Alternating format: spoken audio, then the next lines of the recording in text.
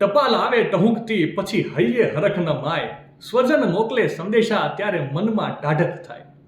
મિત્રો 70, 80 અને 90ના દાયકામાં જન્મેલા તમામ લોકો માટે પોસ્ટ ઓફિસનો એ લાલ ડબ્બો એ ખાલી ટપાલ વ્યવહાર કરવાનું કોઈ માધ્યમ નહોતું, પણ અઢળક લાગણીઓને પોસ્ટ કાર્ડ પર શબ્દોમાં ઉતારીને સ્વજન સુધી પહોંચાડવાનું સૌથી સુરક્ષિત સ્થળ હતું.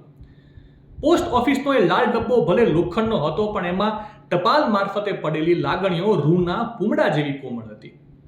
પોસ્ટ ઓફિસના એ લાલ ડબ્બામાં કેટલીય વેદનાઓ, લાગણીઓ, સુખ, દુઃખ, હાસ્ય, સવાલો અને એવા કેટલાય જવાબો સાથે ડબ્બો સ્થિર ઊભો હતો.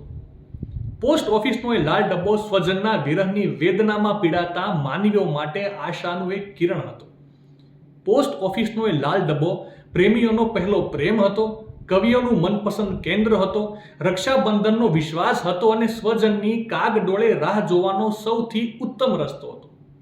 પોસ્ટમેનની સાયકલની ઘંટડી રણકે અને સાથે આવતી એક ટપાલ, એની વર્ષો સુધી તો જાણે એમ રાહ જોવાતી હતી કે કોઈ મોંઘેરા મહેમાન આવવાના હોય.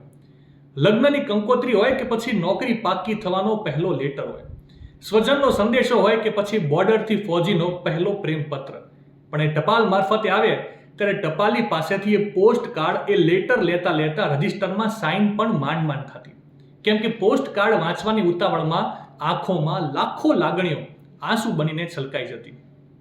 આ બધું હવે એક ભવ્ય ભૂતકાળ થઈ જશે. આ યાદો અસ્તિત્વના અંધકારમાં ઊંડે સુધી ધરબાઈ જશે, કેમ કે ભારતીય પોસ્ટ વિભાગે તાજેતરમાં જ એક મોટો નિર્ણય લીધો છે, જે મુજબ 1 સપ્ટેમ્બરથી રજિસ્ટર્ડ પોસ્ટને બંધ કરીને તેને સ્પીડ પોસ્ટ સાથે મર્જ કરી દેવામાં આવશે.